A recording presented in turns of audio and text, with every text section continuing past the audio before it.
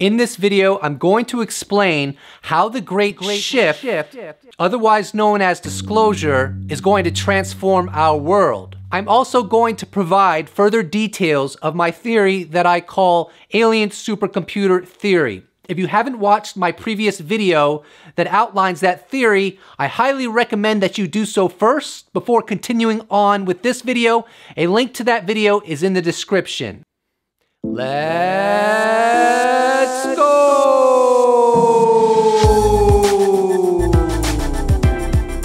The former British Admiral, Lord Peter Hill Norton, who was the Chief of the Defense Staff of the United Kingdom, has been recorded saying there is a serious possibility that we are being visited by people from outer space. It behooves us to find out who they are, where they come from, and what they want.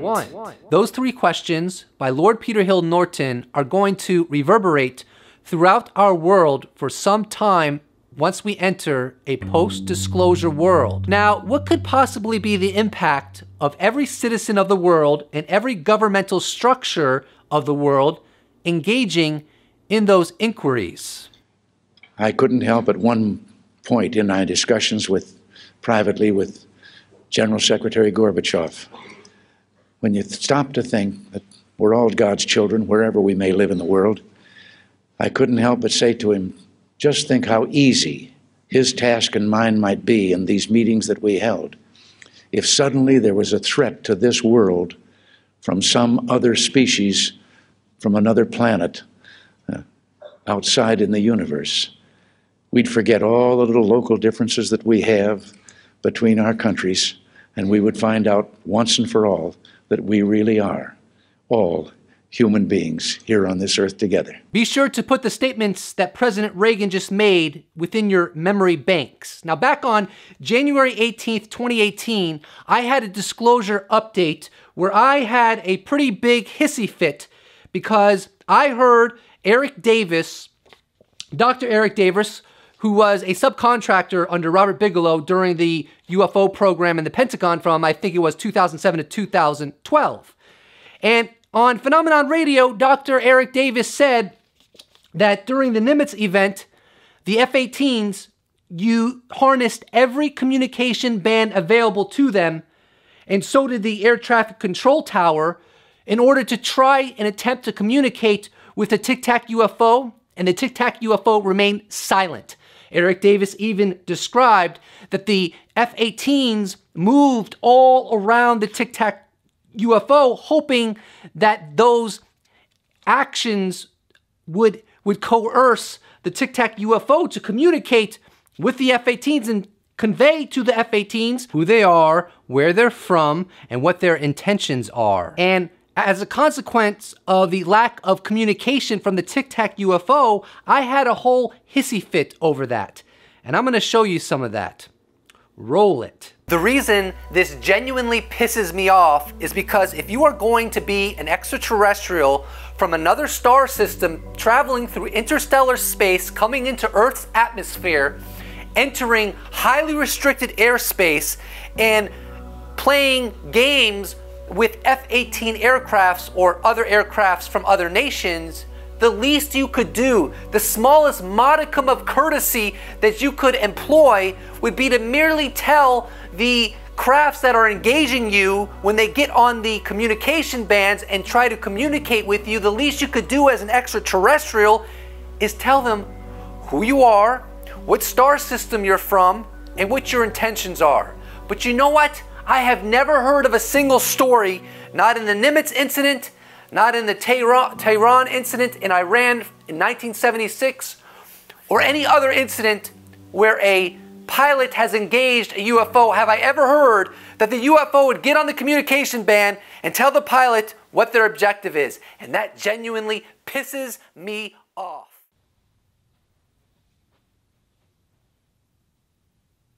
I finally understand why it is that in the history of UAP intercepts from all the nations of our world, as far as I can tell, not once has an extraterrestrial piloting, whether directly or remotely, one of these UAP has ever taken the time and consideration to get on the communication band and communicate with either the pilot that is intercepting the UAP or a control tower involved in the scenario. Not once has an extraterrestrial conveyed who they are, what star system they come from, and what their intentions are.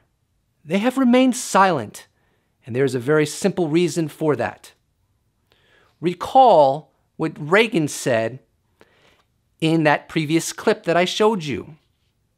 He said that he could imagine that if only there was a threat from another species, from another world, threatening all of humankind, how easy it would be to cooperate with other nations and to be reminded that all people, regardless of their nationality, are the children of God and are just human beings. You see, the extraterrestrials have calibrated everything in their interactions with humanity. As I said in my theory in my previous video, every manifestation, whether it be how often they allow themselves to be seen by the human eye, how many times and in what ways they engage in contact, and I would consider UAP intercepts one of those manifestations of contact. Every little detail has been orchestrated through the use of AI supercomputers to create or to calibrate a coming event that will lead to the highest good for humanity. You see, when disclosure happens, the extraterrestrial presence, the extraterrestrials, they don't want us to know who they are. They don't want us to know where they come from. They don't want us to know what their intentions are. They want there to be a period of time that ensues in which all of humanity has a degree of angst. Now, this does not suggest that that means that the extraterrestrials are a threat. It means that to some degree, they want us to have some anxiety and tension during the duration of time that follows the disclosure event. Because by having some anxiety, by having some tension, it will create a unity of humankind that President Reagan spoke about in that clip. This has all been designed, this has all been calibrated. If you want to call this a master galactic troll, be my guest, because that's essentially what it is.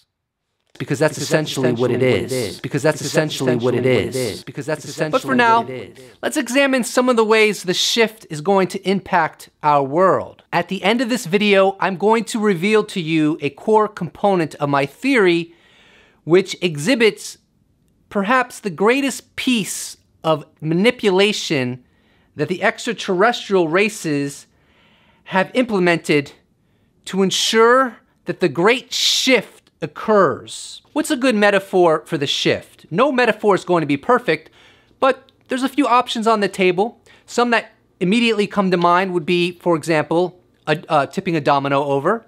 The disclosure event is the tipping of the domino, and then all the other dominoes follow. But that doesn't really do it for me because I feel like it's too one-dimensional and it's not as engrossing a metaphor as I demand for the disclosure event. How about a water droplet hitting the water and reverberating outward? That one's pretty good, but still doesn't really hit those notes for me. Now I'm going to tell you my favorite analogy or metaphor for the shift, and that is wind. Imagine it's a clear sunny day, clear blue skies, and you're just taking a walk, everything's going great, you hear the birds chirping. Out of nowhere, out of left field, a wind of 90 miles an hour. What's that? A category 2, category 3 hurricane comes out of nowhere, starts howling, and it doesn't stop. You're like, oh God, it's gonna stop. It doesn't stop. It continues. You fall to the floor, you get back up, and you're just like, what's going on here? It's still going. That is the metaphor for the disclosure event. And the reason I like wind is because if you look at wind, it affects everything.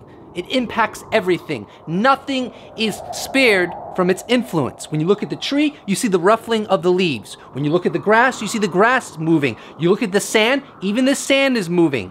You see debris flowing through the air. everything is being influenced, everything is responding to wind. And the great shift does not let up. It continues and it continues and it continues. You think that glass is gonna stay intact? Maybe for a day, maybe for a week, maybe for a month, maybe for 6 months, but eventually with those 100-mile-an-hour winds continuously flowing, no let up, no diminishing of power, eventually those windows are going to give way. And that wind is going to enter that home. And then that home is going to get wrecked. Everything in the wake of the wind will be impacted. Science will be impacted, and science will affect academia. Academia will be impacted, which will in effect affect science. The media will be impacted, which will impact religion. Religion will be impacted, which will impact the media. Everything simultaneously in a unfathomable, intertwined way will be impacted. The world we have today will not be the world that we will have after disclosure.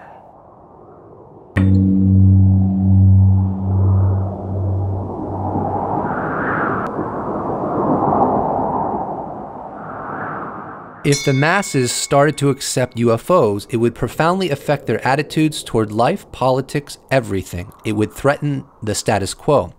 Whenever people come to realize that there are larger considerations than their own petty lives, they are ripe to make radical changes on a personal level, which would eventually lead to a political revolution in society as a whole. John Lennon, 1975. Amongst the first human mindsets that will be extinguished as a result of moving into a post-disclosure world will be the idea of cultural appropriation, which dictates that the enjoyment of cultures should be segregated.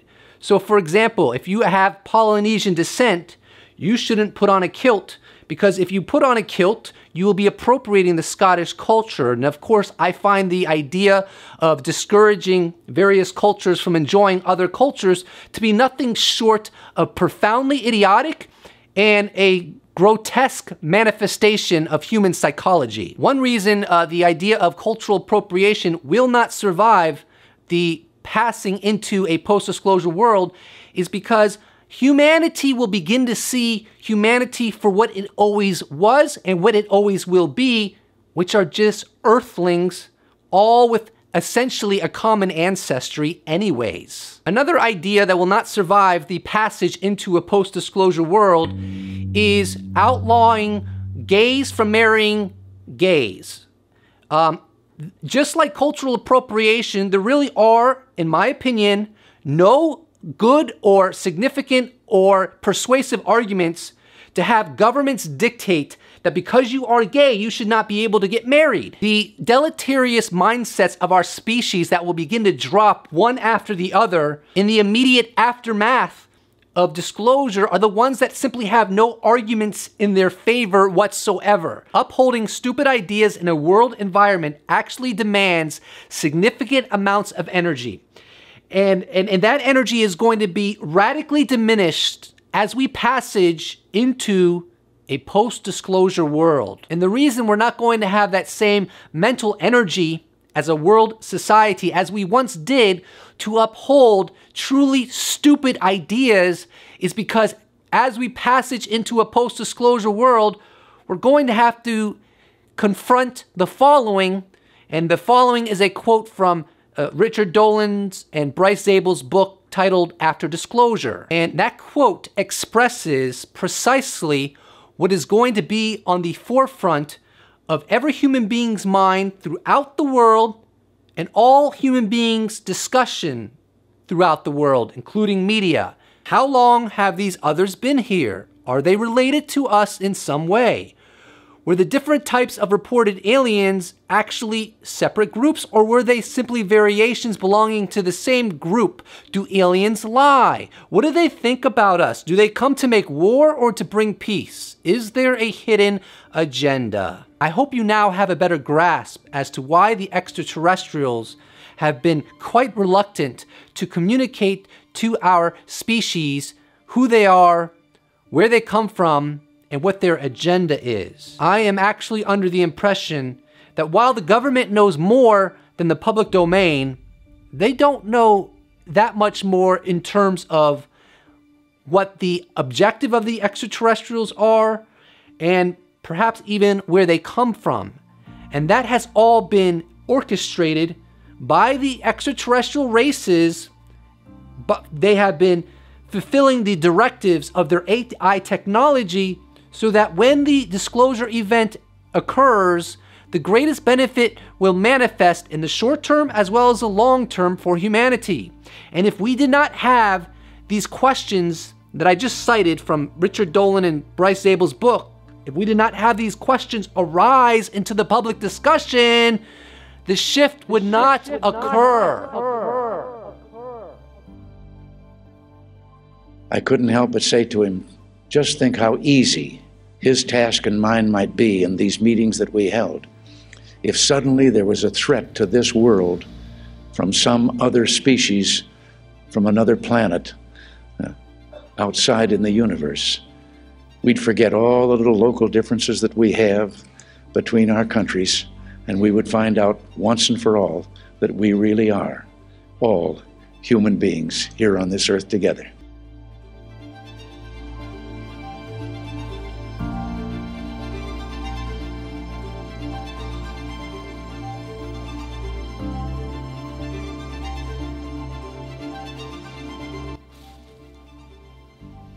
The shift is going to have a profound impact upon religiosity, as it is going to impact everything else. Remember, the shift is the wind, and its influence impacts and affects everything in its wake. Even if there's a glass window, it will break eventually. But it's not going to impact religion in the sense that people are going to leave religion.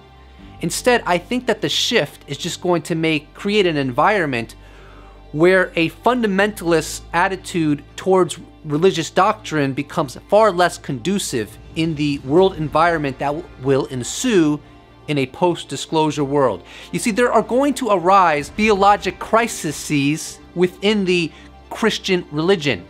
You see, the problem that's going to arise is we're going to learn in totality, without any shed of doubt, at some point, that what is visiting us are sentients. They're not angels, they're not demons, they are sentients like we are.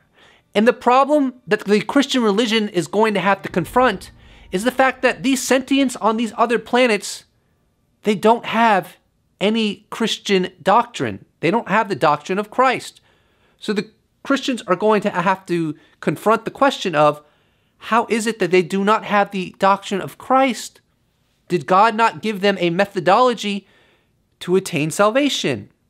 And if God did not give the extraterrestrials, who are sentients as we are, a methodology for salvation, then maybe we are looking at the Christian religion wrong, or maybe we should not take it so fundamentally. Similar theological crises are going to occur within the other Abrahamic faiths.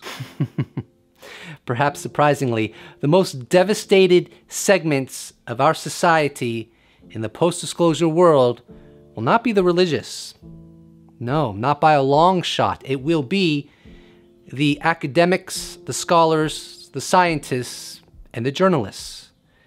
They are going to have to contend with the reality that many people, less educated and less brilliant than them, saw the obvious, while the intelligentsia of our world society not only failed to see what was so clear, but they failed to be a part of the greatest story ever told amongst humanity. And as we move further into a post-disclosure world and the documents begin to get released about exactly how the intelligence agencies of the United States of America injected propaganda and created an environment and an atmosphere of ridicule for anyone who attempts to take the UFO subject seriously, it will be the academics and the scholars and the journalists and the scientists who will realize that they fell for the government-instituted propaganda program hook, line, and sinker. And it's too late for you to be amongst the greats who contributed directly to the disclosure process, who stuck their necks out even in the midst of a world that is infused with government propaganda regarding the UFO subjects. You will not be able to attain the legacies of people like Gary Nolan and George Knapp and Leslie Kean and Michio Kaku and Hal Puthoff and Stephen Bassett and Stan Friedman, among so many others. But the silver lining is that all the academics and the scholars and the journalists and the scientists that failed to see the truth prior to the disclosure event are going to be some of the most aggressive, tenacious son of a bitches you have ever seen to get to the bottom of the truth that we are being visited. Because they're going to want to make up for their losses. And that's a good thing. And it's something the government's going to have to contend with. And the truth will be revealed because the entirety of humanity will be on fire to learn about the truth of our universe. Here's where I reveal a core component of my theory that I told you I would earlier in this video. And this core component is a central methodology that the extraterrestrial races have used to manipulate humankind into a desired outcome for when the disclosure event occurs. And that manipulative tactic was having a flying saucer crash at Roswell, New Mexico. According to the model of my theory, alien supercomputer theory, that crash was a farce, and the bodies within that craft, while fully biological, were built, so to speak, or they were designed in a laboratory, and while they give every indication that they are sentient, they are not, in the sense that they have no soul. But the extraterrestrial races wanted the United States government to think that those were bona fide, legitimate extraterrestrials born naturally when they were nothing of the sort. And the reason the extraterrestrial races orchestrated this event is because they knew, by using advanced AI, they knew that the United States was the one government that if they were to give them, through happenstance, a sophisticated piece of hardware that the United States government would be like, wow, we could use this for military applications.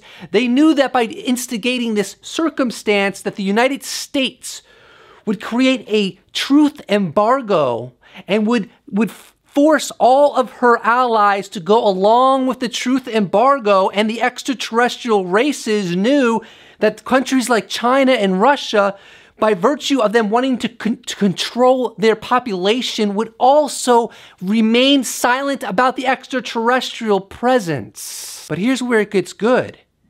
The extraterrestrial races knew that at some point, the truth embargo would not be able to persist, and that the United States government would have to come clean, and then all the other governments of the world would also have to become clean. What will this lead to? And why would the extraterrestrial races want this chain of events to occur on our planet? Well, the answer to that is simple. The extraterrestrials wanted this process to occur so that all of humanity would put pressure to restructure the government in a post-disclosure world to ensure a better environment for all of humanity. To put this another way and very succinctly, the extraterrestrials devised a plan so that all of the world governments of the entire Earth would lie to the citizens of the entire Earth, and that later they would have to come clean, and that by coming clean and revealing that they've been lying about something so fundamental that we are not alone, it would create a scenario where everyone of every nation would start to critique their own government, and this would lead to a process of improving governmental control, better policies over humanity. In other words, the disclosure event has been orchestrated in unfathomable ways to ensure that when it occurs, the highest good will occur, will manifest for all of humanity in the short term as well as the long term. Now, I know one of the rebuttals of my theory is, how could all the extraterrestrial races be unified for one purpose? Well, I never said that. There might be some that aren't, and those have to be dealt with, but this is not going to be a video in which I respond to all the various rebuttals. Maybe in a future video I will do so. Don't forget to subscribe, and if you'd like to support my channel, you could buy some merch at my awesome merch shop. Link is in the description. Or you could even become a patron. Or you could just slap a like on this bad boy, and I will appreciate it so much. Thank you, and I look forward to seeing you in the next episode.